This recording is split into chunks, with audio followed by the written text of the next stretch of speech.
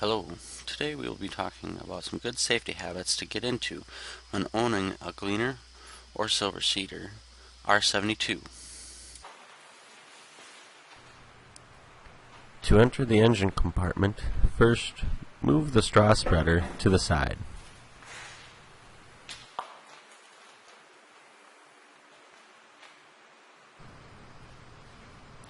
Next, open the door on the back.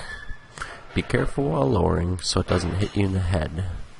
Also, watch out for that bottom step so that doesn't hit you either.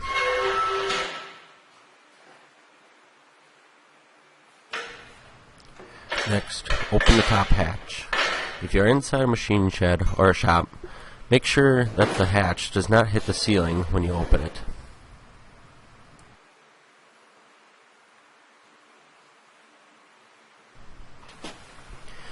Using a clean rag or part of your shirt, check to make sure the engine oil is in operating range. When you are finished, make sure to replace the dipstick in its spot.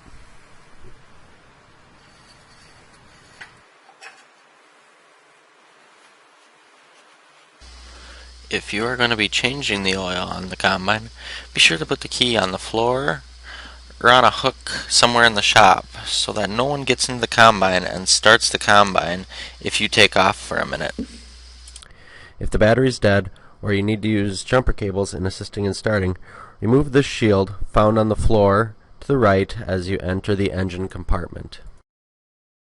Brush any dust or debris off the battery before using a battery charger or jumper cables. If you need to replace the alternator or blow out the radiator, remove this shield located straight ahead of you as you enter the engine compartment. If you are blowing out the radiator, open the shield on the outside of the combine to allow dust to exit the combine. Next, open the shields on the ladder side of the combine. Make sure there is nothing in your way when you open the shield. Using a flashlight or any other light you can find, check all the belts on the ladder side of the combine. Check to make sure that there are no breaks or cracks in the belts. Just when you think you've checked all of them, you'll find another one, so don't be surprised if this takes a while. While you are here, check to make sure the pulleys and bearings are still good. We need the Silver Cedar to be in tip-top shape if it's going to be harvesting and planting at the same time. Be sure to take everything with you after checking the belts. Indestructible lights will break if you start up the combine.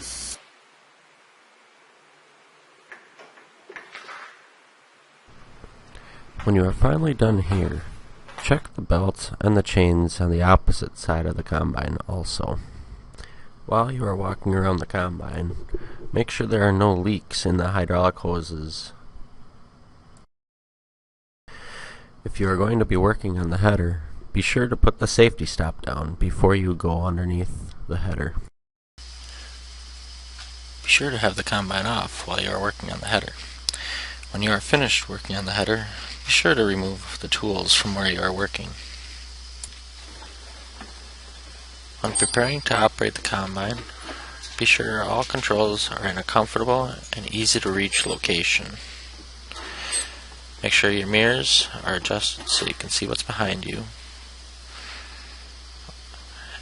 Also be sure to take the key with you when you leave the combine. If you need to make adjustments to the sieve, you can find the adjustments on the back of the combine in the middle of the sieve. Watch out for any pets that may be laying next to the tires. Nothing can ruin your day like running over your dog before going out to combine.